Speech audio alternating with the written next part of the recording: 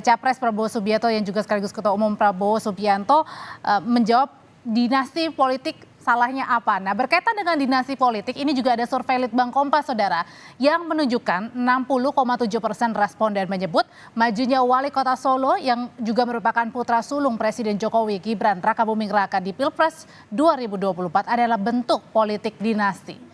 Survei dilakukan dengan pengumpulan pendapat melalui telepon pada tanggal 16 hingga 18 Oktober dan lebih lengkapnya kita akan bahas terkait dengan isu politik dinasti ini terkait dengan majunya putra sulung Jokowi Gibran Rakabuming Raka di Pilpres 2024 bersama peneliti Litbang Kompas Yohan Wahyu. Selamat sore Mas Yohan.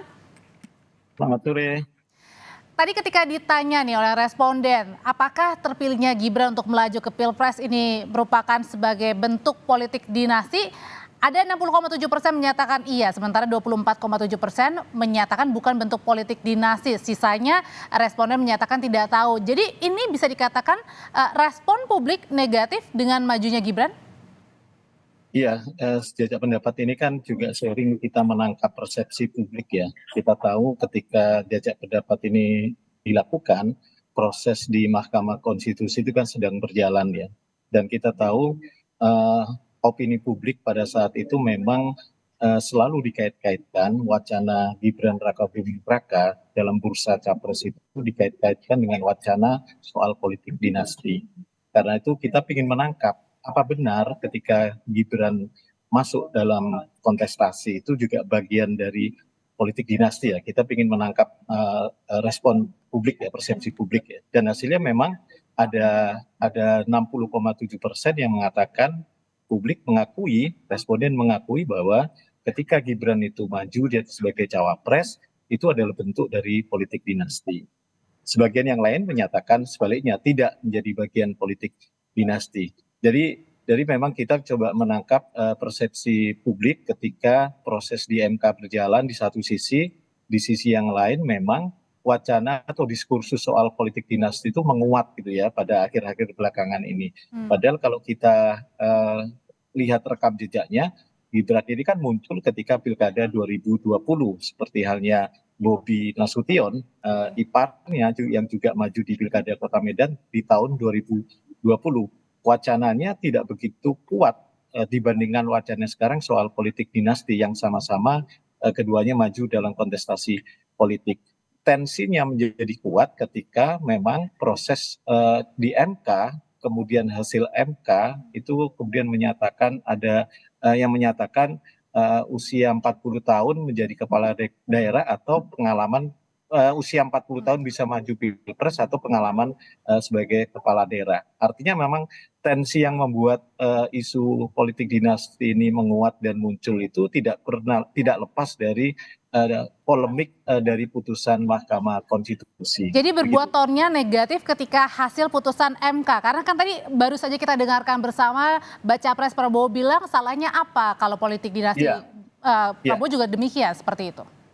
Ya sebenarnya kan tidak ada yang salah dan netral saja ya awalnya ketika kita bilang politik dinasti dalam konstelasi politik hampir semua tokoh sebagian besar kan juga memiliki dinasti. Tapi kan sebenarnya sejauh mana proses prosedural itu dilalui gitu ya. Kita tahu seringkali pernah dulu ada anggapan ketika dipilih langsung oleh rakyat sebenarnya sah-sah saja. Tapi ada tahapan yang sebenarnya kita tidak mungkin publik tidak tahu dalam proses kandidasi ya, proses bagaimana dia menjadi calon, proses bagaimana dia kemudian diputuskan menjadi calon. Ini kan kita tidak tahu, publik tidak bisa mengakses informasi itu. Publik hanya bisa mengakses ketika sang calon itu sudah masuk di surat suara dan kemudian berhak untuk dipilih. Jadi proses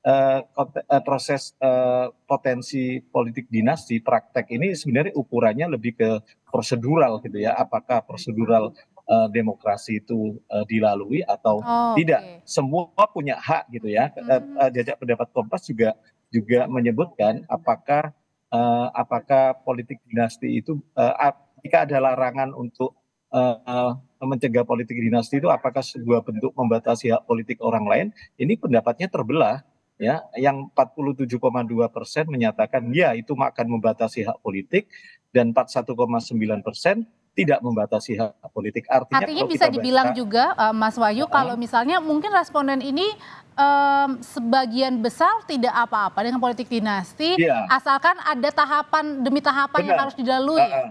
Ya, benar. Jadi ada menyeimbangkan antara satu sisi hak politik semua orang harus dijamin, di sisi yang lain prosedur demokrasi, tahapan-tahapan proses dari mulai kandidasi, kemudian seleksi dalam konteks pemilihan itu juga harus dilalui dengan benar dan semua orang punya kesempatan yang sama baik di tahapan kandidasi maupun di tahapan seleksi. Ini yang sebenarnya jadi titik tekan ketika kita seringkali memperdebatkan soal politik dinasti. Padahal kita sudah pernah ada upaya untuk membatasi lahirnya politik dinasti itu dengan waktu itu kasus pilkada ya di pasal 7 Undang-Undang Pilkada, Undang-Undang 8 tahun 2015 soal larangan bagi keluarga dari petahana baik Eh, dari keluarga baik sisi atas, bawah, kiri, kanan ya, ipar, kakak, orang tua, anak itu dilarang selama 1 periode selama petahana menjabat.